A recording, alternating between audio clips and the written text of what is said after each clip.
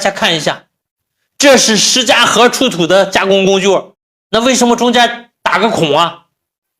它的作用就像我们来回拉的那个鞠弓子一样的道理嘛，中间套个绳来回拉着转的。你看这个头磨的，那为什么文化器的孔大部分都是大喇叭孔啊？孔壁都有一定的弧度啊，因为实质的工具不耐磨啊，加上研磨砂，孔在磨的同时它也在磨啊。特别是孔的上半部，特别是年代越早的，几乎看不到研磨砂的痕迹啊。因为你想一下，像这种正反转，一正一反，一正一反，反复研磨，有一细的研磨砂已经成了沫了。红山早期的几乎看不到砂痕，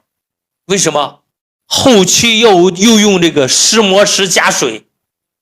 甚至用兽皮都抛过了。这是红山的梯子挺钻，那个时候就用这个玛瑙的东西来钻孔了。那有人讲那个工具到现在没有定论，是铜的铁的工具都烂了，找不到了，这是实实在在没有烂的工具啊。那文化期的工具你看，这是凌家滩的工具，讲文化期晚期以前没有金属工具，为什么对应着这个文化期的玉器上它的孔是喇叭孔半圆的比较大，孔的孔壁上是有一定坡度的，相对来讲几乎是没有旋痕的，